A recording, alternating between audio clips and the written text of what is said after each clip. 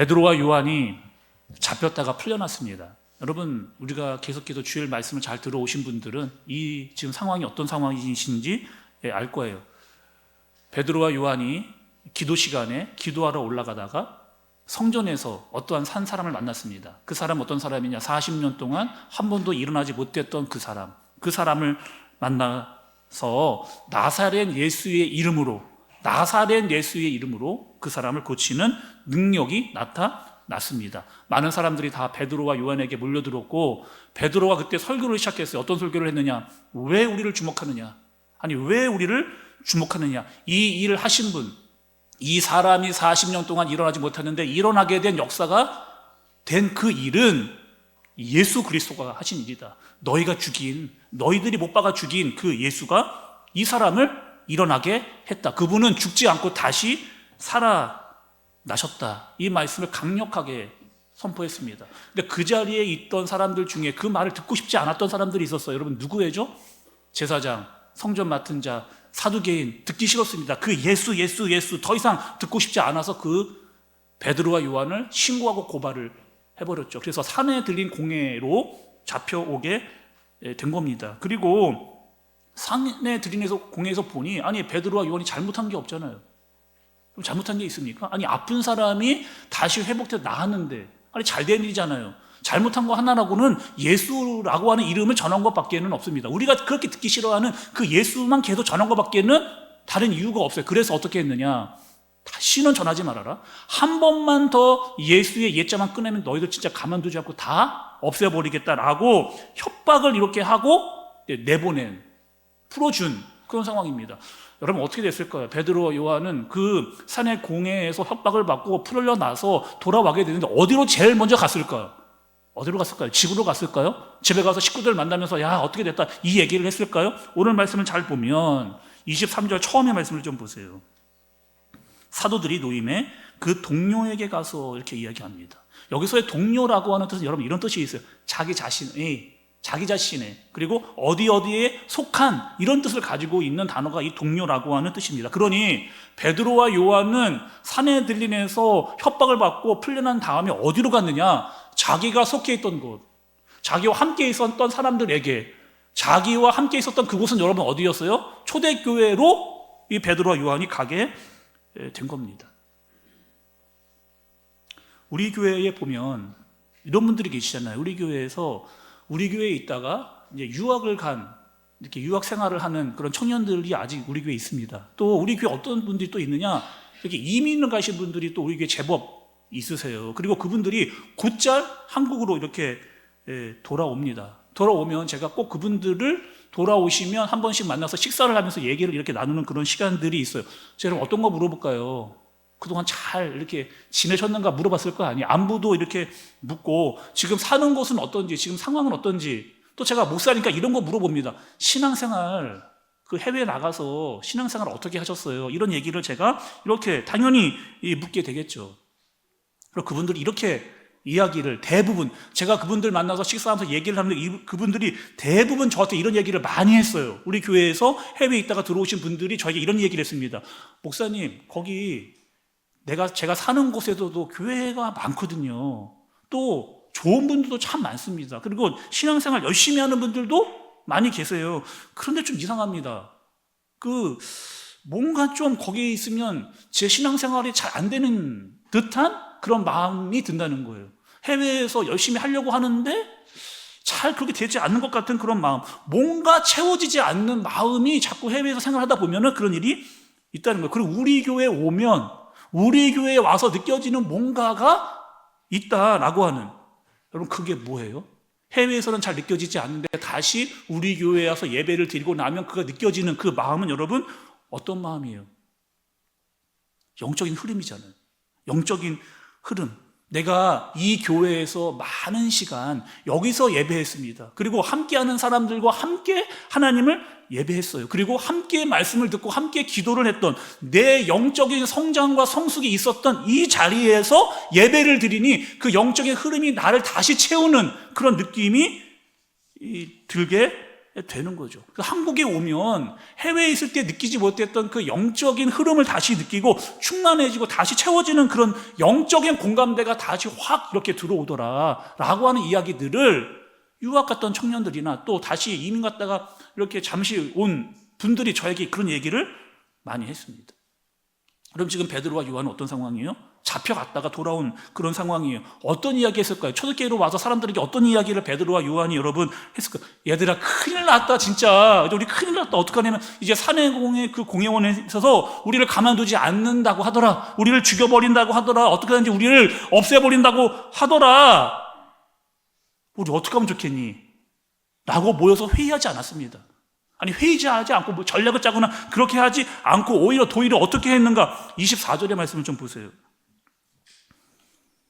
24절의 말씀. 그들이 듣고 한 마음으로 하나님께 소리를 높여 이르되 대주제여 천지와 바다와 그 가운데 만물을 지으신 이시오. 그들이 듣고 한 마음으로 하나님께 소리를 높여 이르되 대주제여 천지와 바다와 그 가운데 만물을 지으신 이시오. 이렇게 이야기합니다. 지금 여러분 초대교회는 위기 상태예요. 자칫 잘못하면 베드로와 요한뿐만 아니라 거기서 초대교회 사람 다 싸그리 다 잡혀갈 수 있는 그런 상황입니다. 그런데 어떻게 했느냐? 그 초대교회가 야 지금 우리에게 위기가 있고 우리에게 고난이 올 수도 있겠다 해서 막 뿔뿔이 다 흩어지거나 마음이 나눠지지 않고 어떻게 했느냐? 한 마음으로 다 함께 소리를 높였다 라고 그렇게 말씀이 기록되어져 있어요.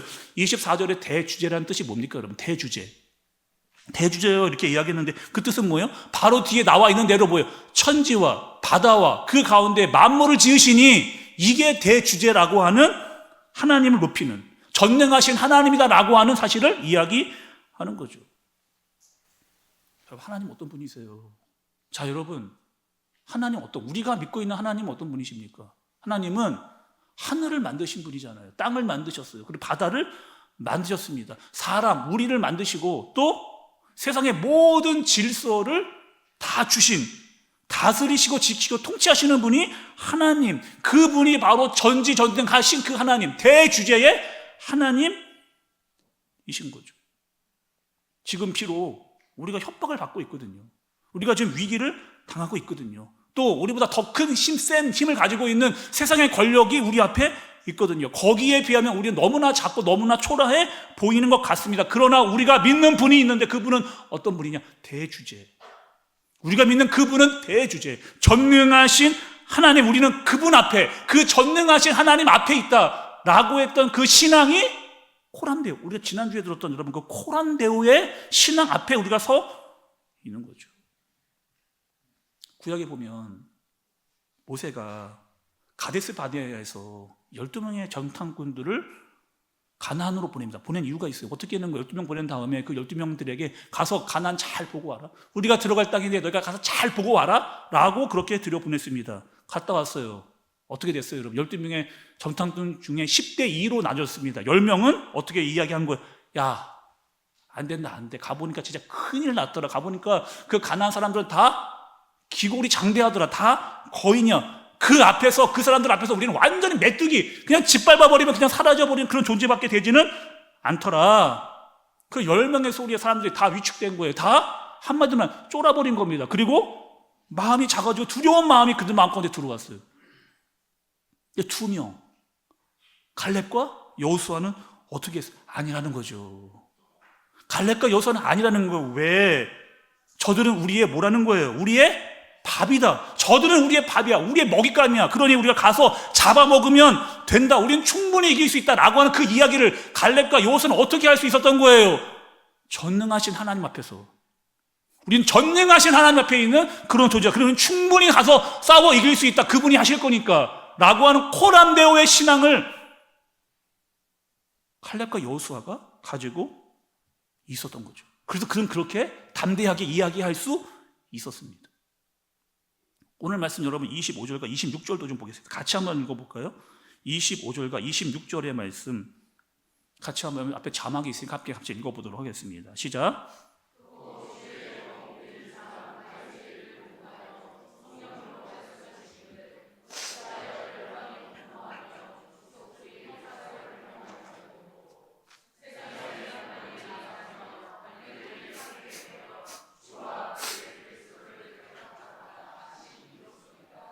여러분, 우리가 읽었던 이 말씀은 지금 어디에 기록되어져 있는 말씀이냐? 구약 말씀이에요.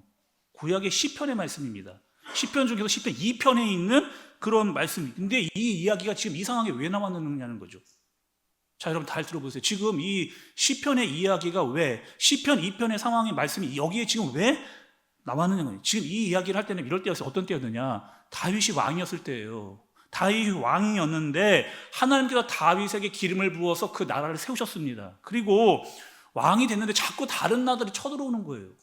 다윗이 왕인데 하나님이 세우신 나라인데 자꾸 다른 나라들이 이렇게 쳐들어오는 겁니다. 다시 말하면 다른 나라가 하나님이 세우신 그 나라를 쉽게 생각하고 갑자기 쳐들어오는 그런 일들이 생겨나게 되어지는, 공격하는 그런 상황이라는 거예요. 다시 말하면 다윗의 그때 다른 나라가 힘을 가지고 우리나라를 쳐들어오는 그 상황과 지금 초대교회의 상황이 똑같다. 지금 초대교회의 상황이 똑같다는 거예요. 강력한 힘으로 다른 권력 잡은 자들이 우리를 힘들고 어렵게 공격하려고 하는 이때와 똑같다 라고 말하기 위해서 이 말씀이 지금 나온 겁니다. 사내들인 공회원들이 자신의 권력을 가지고 우리를 치려고 하잖아요. 거기다 헤롯과 본디어 빌라도와 그리고 로마와 결탁을 해서 지금 교회를 위협하고 공격하려고 하는 그 상황이라고 한 거예요. 지금 뭐 한 겁니까? 초대교회가 뭘 했느냐? 하나님의 말씀을 가지고, 특별히 그때 가지고 있었던 구약의 말씀을 가지고 우리 상황이 어떠한 상황인지를 말씀으로 파악해내는 능력이 그들에게 있었다는 거예요. 지금 우리 상황이 다윗의 때와 같다는 거예요. 다윗이 왕이었을 때 다른 민족이 공격을 했듯이 우리도 세상의 권력이 우리를 함부로 여기면서 공격하려고 하는 그 상황과 똑같은 상황에 우리가 놓여 있다라고 하는 것을 하나님의 말씀으로 그들은 우리의 상황을 파악을 해내는 능력이 그들에게 지금 있는 겁니다. 예수님이 이 땅에 살아계실 때도 이런 말씀을 하셨거든요. 요한복음 15장 18절 19절에 이렇게 예수님께서 이미 얘기를 하셨어요. 세상이 너희를 미워하면 너희보다 먼저 나를 미워한 줄 알라. 너희가 세상에 속하였으면 세상이 자기의 것을 사랑할 것이나 너희는 세상에 속한 자가 아니요 도리어 내가 너희를 세상에서 택하였기 때문에 세상이 너희를 미워하느니라. 그러니까 이미 예수님이 이야기하신 거예요. 뭐냐면 세상이 나를 미워했다는 거예요. 예수님을 미워했다는 거예요. 그러니 너희도 어떻게 될 거라는 거예요. 앞으로 미움을 당하게 될 거라는 거예요.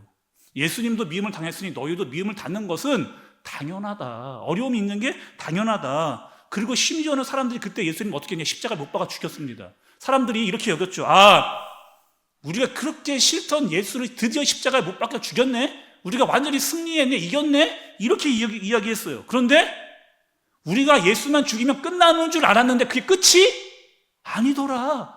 예수님이 다시 살아나셨더라. 완전한 승리는 세상에 있지 않고 전능하신 예수님께 있더라라고 하는 사실을, 그분이 완전히 승리하셨다라고 하는 사실을 이야기하는 거죠. 지금 시편 2편을 언급해서 하는 말씀은 이런 이야기예요. 사도들은 이렇게 이야기한 겁니다. 어떻게 우리의 지금 고난이 있다는 거예요. 그 고난은 뭐예요? 예수님을 믿는 것 때문에 찾아온 그런 고난이라는 겁니다. 세상의 권력과 무력이 우리를 어렵게 하려고 한다는 거예요. 이때는 마치 다윗의 때와 같고 예수님이 이야기하셨던 그 때와 똑같다. 세상이 우리를 아무리 공격한다 할지라도 우리는 무너지지 않는다. 왜? 우리는 반드시 승리할 것이기 때문에. 왜? 전능하신 하나님의 능력이 우리에게 있기 때문에. 그러니 너희는 겁내지 말라는 거예요. 그래서 어떻게 해요? 자기네끼리 겁내지 말자 이렇게 말하지 않고 하나님의 말씀을 듣고 알아서 그 말씀이 지금 우리에게 이런 능력이 있게끔 알게 한 것이다 라고 하는 그 말씀의 능력을 해석해내는 능력이 그들에게 있었다는 겁니다. 29절의 말씀도 한번 보세요. 29절. 주여 이제도 그들의 위협함을 굽어보시옵고 또 종들로 하여금 담대히 하나님의 말씀을 전하게 하여 주시오며. 주여 이제도 그들의 위협함을 굽어보시옵고 또 종들로 하여금 담대히 하나님의 말씀을 전하게 하여 주시오며. 여러분, 굽어보시옵고라고 하는 뜻에 뭔가 여러분 좀 낯설지 않아요? 우리나라 말인데도 굽어보시옵고 여러분 이런 말 들어보신 적이 있으세요? 아니 조금 낯선 단어잖아요.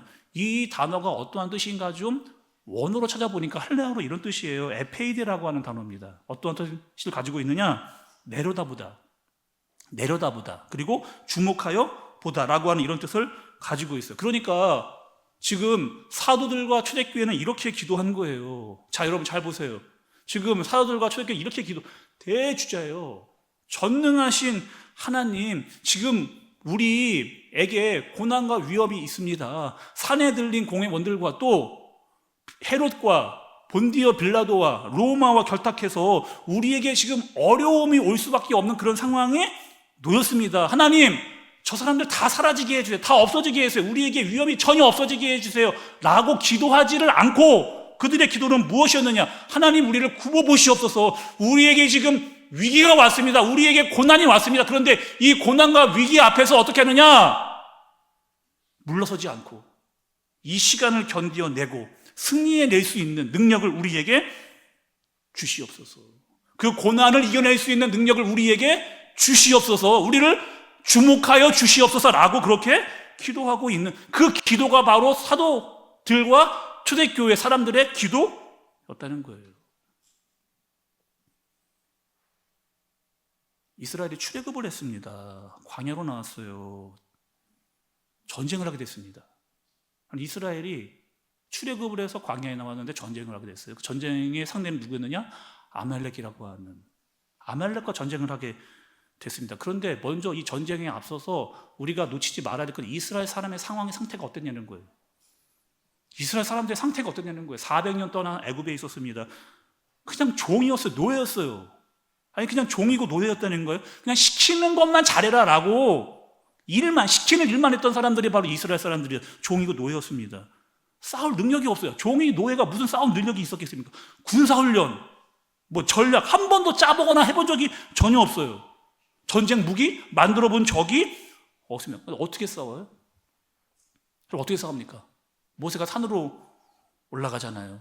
모세가 산으로 올라가서 올라가서 두 손을 들고 기도를 합니다.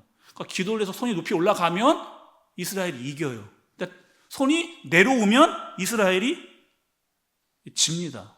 여러분 여기서 손이 내려온다는 것은 무슨 뜻이에요? 손을 너무 오래 들고 있었더니까 팔이 너무 아파. 너무 힘이 들어. 그래서 팔이 저절로 내려오니까 지는 여러분 그런 의미만을 가지고 있는 게 아니에요. 여기서 손이 내려온다라고 하는 것은 뭐예요? 기도를 계속 하다가 그 기도가 멈추어진다는 거예요. 점점점 그 기도가 중단되려고 한다는 그 의미를 가지고 있는 거예요. 근데 그 기도가 점점점 중단되려고 할 때 누가 달라붙는 거예요? 아론과 훌이 그 옆에서 그 팔을 붙잡아서 같이 기도하는. 오늘 말씀을 말하면 그 사람들은 누구예요? 동료들. 초대교회 그 다리 뭐 하는 거예요? 다 같이 그 손을 붙잡고 함께 다 한 마음으로 기도하였더라. 그들이 한 마음으로 다 같이 마음을 모아서 하나님께 기도하였더라. 우리를 굽어 보시옵소서. 여러분 1997년에 무슨 일이 있었는지 아세요? 다시 여러분 1997년도에 무슨 일이 있었는지 아십니까? 모르실 거예요. 제가 군대를 갔습니다. 1997년도에 제가 군대를 갔습니다. 근데 군대를 가서 군대로 바로 가면 자대를 가지 않고 훈련소에 입소를 이렇게 하잖아요. 또 남자분들은 대부분 아실 거예요. 그 군대 가기 직전에 자대 뵙기 직전에 훈련소에 이렇게 갑니다. 훈련소에 가면 제일 먼저 하는 일이 있어요. 뭔지 아세요, 여러분? 남자들이 군대에 입소해서 훈련소 가면 제일 먼저 하는 일이 있어요. 그것을 보시면 옷을 갈아입히는 거예요. 지금까지 입고 왔던 옷 다 벗고 군복을 입힙니다. 그 의미가 있어요. 뭐냐면 이제 너는 더 이상 사회인 아니야, 사제인 아니라 너는 완전히 군인이라는 거예요. 그것을 들어오자마자 제일 먼저 옷을 갈아입힙니다. 그리고 본인이 가져왔던 것들을 다 집으로 보내요. 지갑도 거기다 넣고 옷도 집어넣고 또 핸드폰, 그 당시 핸드폰이 없었거든요. 삐삐 그것도 넣어서 이렇게 집으로 보냅니다. 그게 뭐냐면 너희는 군대에서 주는 밥만 먹고 군대가 주는 옷만 입고 오로지 너희는 뭐 하라는 거예요? 훈련만 받으라는 거예요. 다른 거 신경 하나 쓰지 말고 너희는 그냥 훈련만 받으라 라고 해서 군대가 그렇게 하는 겁니다. 그래서 제가 군대에 딱 들어가서 훈련소 입소를 딱 하니까 세상과의 모든 소통이 다 끊어지더라고요. 전화를 제대로 할 수가 있나? 훈련소에 TV도 없습니다. TV를 볼 수가 있나?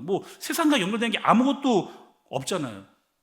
어떤 날 어떤 일이 있었느냐? 식당을 이렇게 제가 갔습니다. 점심 시간이었어요. 식당을 갔는데 식당에 떨어져 있었던 신문 쪼가리 하나를 발견을 한 거예요, 제가. 아니, 얼마나 반가워요.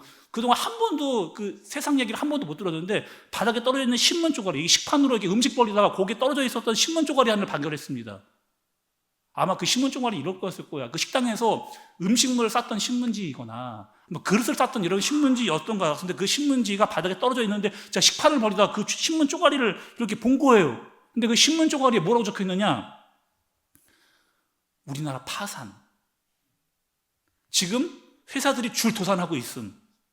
직원들은 다 정리해고 되고 은행마다 다 지금 문을 닫고 있음. 여러분 1997년도에 뭔 일이 있었어요? 그 IMF가 있었어요. IMF. 그 IMF가 일어났던 그 사실을 저는 군대 훈련소에서 신문 쪼가리 고속으로 하나 들었던 겁니다. 모든 외신들이 다 뭐라고 이야기했느냐? 우리나라 다 망했다고 이야기했어요.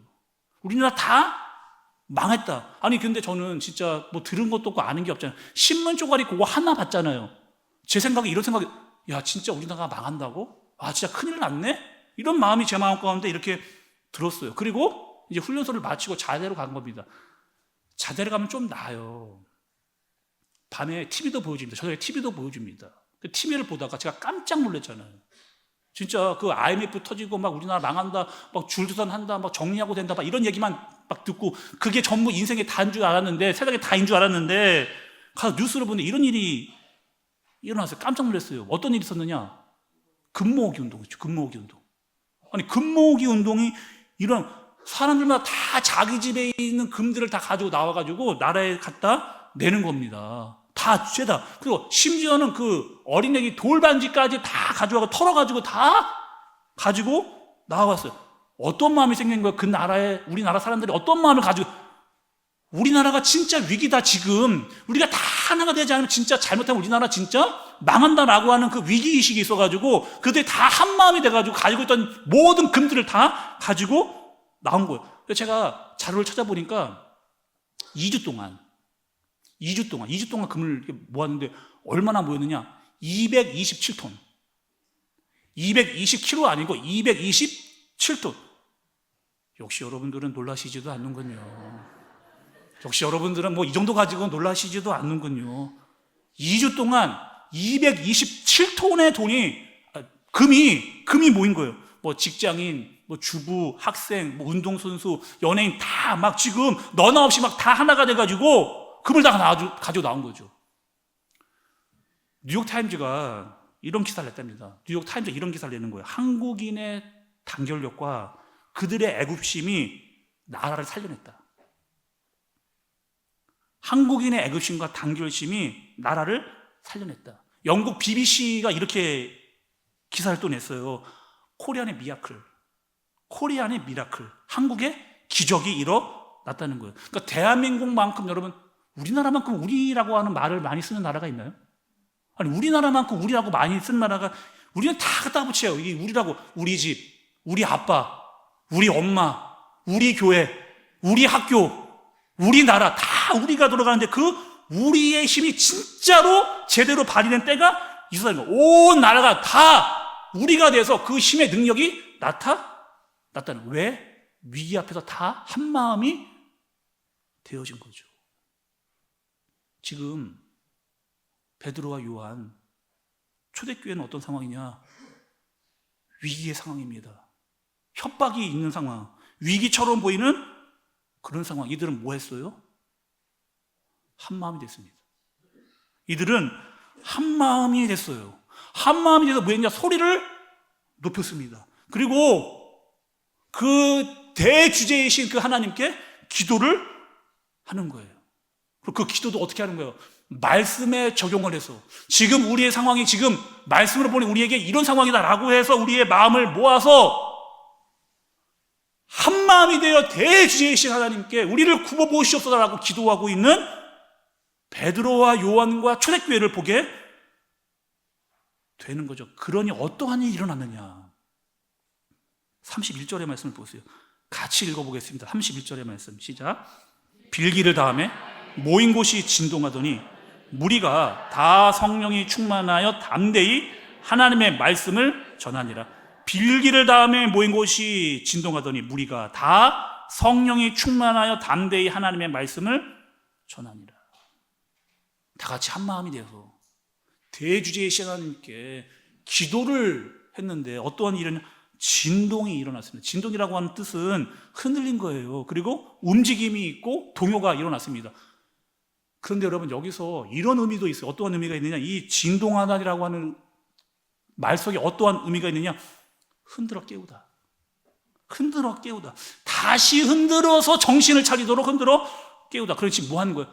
그들이 위기의 상황 앞에서 마음을 모아서 함께 하나님께 기도할 때 진동이 일어나는데, 그 진동은 무엇이다? 우리가 다시 정신을 차리도록, 우리가 다시 기도할 때 힘을 얻도록, 우리가 기도할 때 다시 성령 충만하도록 다시 흔들어 깨우는 그런 일이 일어나게 됐다는 거예요. 우리 한샘교회 성도 여러분, 우리 교회는 지난주에 특세 샘터 기도회를 했습니다. 지난 주간에 특세 샘터 기도회를 했어요. 목사님 추워 죽겠어요. 지금 좀 따뜻할 때 특세하면 좋잖아. 왜 이렇게 추운데 특세하는 겁니까? 목사님, 저는 진짜 피곤하거든요. 직장생활 안 해보세요. 얼마나 피곤한지 여러분, 목사님 아십니까? 왜 저 특세를 해가지고 아주 새벽에 나와라. 나오면 힘들고 안 나오면 마음이 불편하고. 목사님 왜 이렇게 만드시는 거예요? 저는 진짜 아침 잠 많은 스타일이거든요. 저는 푹 자야 하루 일과가 되는 사람인데 새벽에 일찍 나오기 목사님 얼마나 힘든 줄 아십니까? 그냥 평소대로 하시면 되잖아요. 매일 새벽에 나오시는 분들하고 그냥 특세하시면 되잖아요. 아니요? 아닙니다. 그렇지 않습니다. 우리는 왜 특세 샘터 기도회를 한 거예요? 다시 교회를 흔들어 깨우는 겁니다. 다시 교회를 흔들어 깨우는 거예요. 우리 다시 기도하자. 우리 다시 예배하고, 우리 다시 힘을 내고, 우리 다시 성령 충만하자. 교회를 흔들어 깨우고 한 마음이 되자라고 해서 우리가 특세 샘터 기도회를 한 겁니다. 목사님, 그럼 이제 끝났으니까요. 특세 끝났으니까 끝? 아니죠. 초대교회의 말씀과 기도는 여전히 현재 진영이었습니다. 우리 마찬가지죠. 특세가 끝났다고 끝나는 거 아니고, 우리의 신앙생활은 말씀과 기도로 언제나 현재 진행형. 우리의 신앙은 언제나 하나님 앞에서 말씀과 기도로 이루어지는 현재 진행형. 초대교회는 그렇게 한 거예요. 초대교회는 그렇게 했습니다. 날마다 하나님의 말씀으로 자신과 교회가 어떠한 상황에 처해 있는가를 분별할 수 있는 능력을 가진 그런 교회였던 거예요. 한 마음으로 다 같이 마음을 모아서 기도했던 교회였던 거예요. 기도하니 진동이 일어 다시 우리가 깨어 일어나 성령 충만했던 그런 교회였던 거예요. 다시 하나님의 말씀을 전하기 시작하는, 그 위기 앞에, 위협 앞에 주눅들지 않고 다시 하나님의 말씀을 증거했던, 그 일을 다시 감당한 성령 충만하여 그런 교회와 그런 성도, 초대교회뿐만 아니라 우리 한샘교회가 되어지기를 예수님의 이름으로 축복합니다. 오늘 말씀 전하면서 준비하면서 떠올랐던 찬양이 있습니다. 같이 찬양하면서 우리 기도하면 좋겠는데, 이런 내용입니다. 찬양의 내용이, 지금 우리는 마음을 아파요. 진정으로 찬양할 때니 모이자, 하나 되자, 우리가 갈 길이라. 찬양과 온 마음과 정성을 다해 기도와 주님께서 기도하신 것처럼 말씀 속에 권능으로 임하시니 사랑으로 우리 하나 되자. 우리의 젊음 모두 다해 주님을 찬양하며 온 세상의 주의 사랑 전하리라. 일어나 새벽을 깨우리라. 지금 너희가 하나 될 때이니 일어나 새벽을 깨우리라. 내가 너희와 함께 하리라.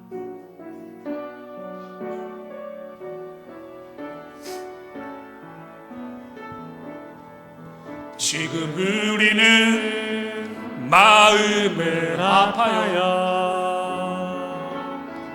진정으로 찬양할 때니 모이자 하나 되자 우리가 갈 길이라. 지금 우리는 마음을 아파야 진정으로 찬양할 때니 모이자 하나 되자 우리가 갈 길이라. 지금 우리가 하나님을 의지하고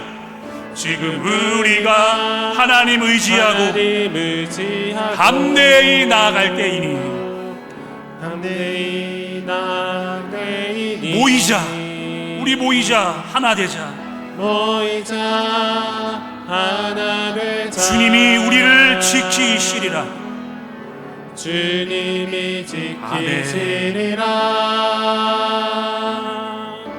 찬양과 온 마음과 정성을 다해 기도와 주님께서 기도하신 것처럼 말씀 속에 권능으로 임하시니 사랑으로 하나 되자 우리의 젊음 모두 다해 주님을 찬양하며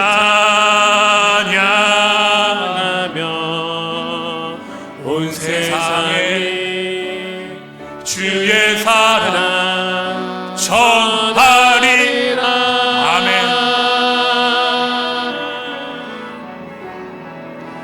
일어나 새벽을 깨우리라. 지금 너희가 하나 될 때이니 일어나 새벽을 깨우리라. 내가 너희와 함께 일어나 새벽을 깨우리라. 일어나 새벽을 깨우리라. 지금 너희가 하나 될 때이니 일어나 새벽을 깨우리라. 내가 너희와 함께 일어나 새벽을 깨우리라. 일어나 새벽을 깨우리라.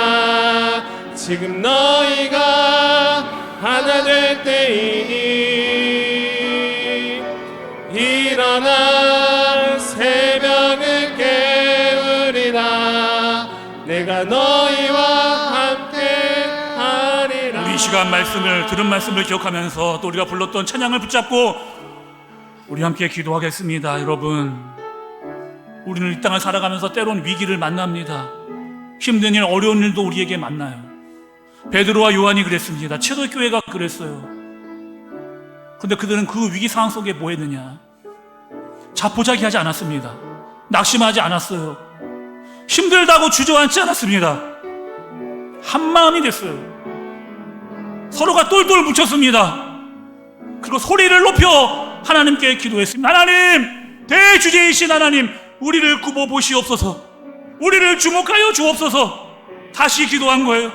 다시 정신을 차린 겁니다. 다시 기도하며 성령의 충만을 사모했던, 다시 충만해진 그 베드로와 요한과 초대교회, 하나님, 그 교회가 오이교회 되게 하여 주옵소서. 우리에게 있는 마음과 어려움이 오겨나 있다면, 위축된 마음이 있다면 주님, 대주제이신 하나님, 우리를 굽어 보시옵소서. 시간 우리 간절하게 주여, 우리 간절하게 부르고 우리 자신과 교회를 위해서 함께 마음 모아 간절하게 기도하겠습니다. 주여.